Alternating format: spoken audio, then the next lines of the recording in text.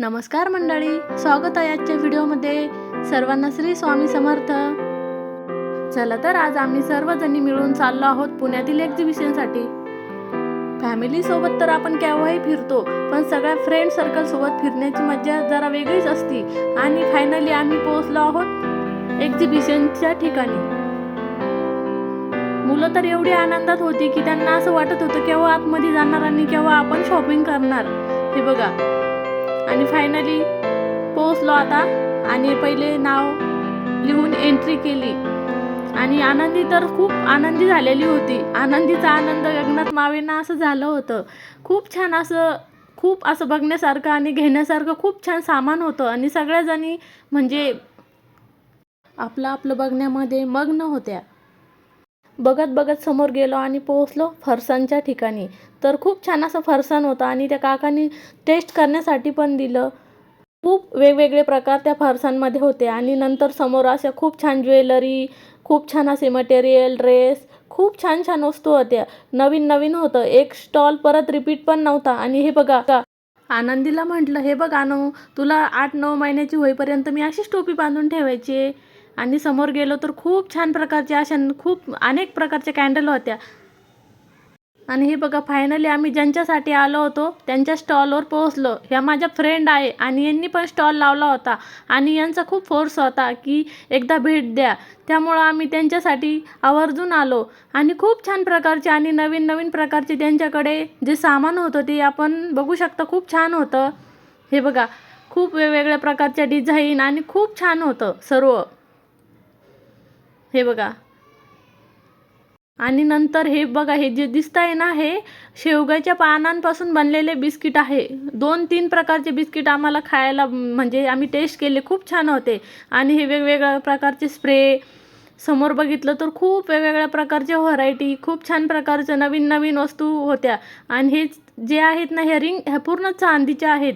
आणि हे ज्वेलरी, हे बघा, मुलं तर असे काय घेऊ आणि काय बघू अशाच करत होते. आणि हे बघा, गणपती बाप्पासाठी डेकोरेशन खूप छान होतं. आणि आनंदी तर पूर्ण गणपती बाप्पालाच 2 मिनटं बोलत बसली. आणि मसाले पण खूप छान प्रकारचे होते. आणि त्यांनी टेस्ट करायला दिलं सगळ्या प्रकारचे मसाले. आणि सगळ्या प्रकारचे मसाल्याचे भाजी, पुलाव सर्व बनवून त्यांनी टेस्ट करण्यासाठी दिलं. आणि फायनली नंतर आम्ही हे बघा, हे जे आहेत ना, हे म्हणजे कसल्याही भिंतीला स्क्रू न मारता आपण ते कसं फिट करायचं हे ते सांगत होते. आणि त्यांनी दाखवलं होतं की कसं प्रकारे आपण ते भिंतीला आपण किचनमध्ये आपल्याला जिथे पाहिजे तिथे आपण हे असं फिट करून आपण काही तिथे ठेवू शकतो, आपल्याला जे पाहिजे तिथे. आणि नंतर आम्ही समोर पोहोचलो. हे साडी बघून तर असं मन म्हणजे डायरेक्ट मन पिघल गया असंच काहीतरी झालं होतं. पण या कलरच्या साड्या असल्यामुळं ती काही घेतली नाही.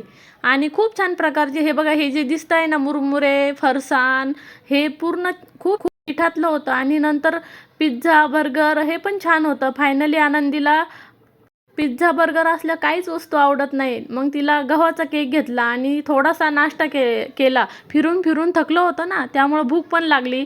आणि नाश्ता करून मग परत शॉपिंगला सुरुवात केली. आणि ही जी सायकल दिसती ना, ही तर आनंदीला खूप आवडली होती. तिने 5 ते 10 मिनटं आमचे तिथेच घातले. हे बघा, खूप छान असं डेकोरेशन पण होतं. फोटो काढण्यासाठी पण खूप छान होतं.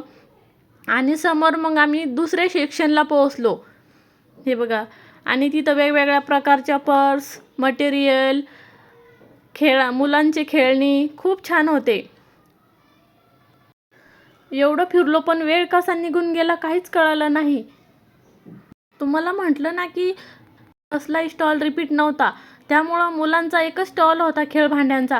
आणि आम्ही पूर्ण सेक्शन फिरून आलो तरी मुलं याच ठिकाणी होते. आम्ही त्या दादांना बोललो की तुम्ही रागवायचं ना, तर त्यांनी हसून उत्तर दिलं की हेच आमचे कस्टमर आहे. आणि फायनली आम्ही निघालो आता. प्रत्येकाने आपापल्या प्रकारे शॉपिंग केली आणि घरचा रस्ता पकडला. फ्रेंड सर्कल सोबत जो आनंद मिळतो ना, त्याची तुलना आपण कुठेच करू शकत नाही. कसा वाटला मग आजचा मिनी ब्लॉग? Bye bye.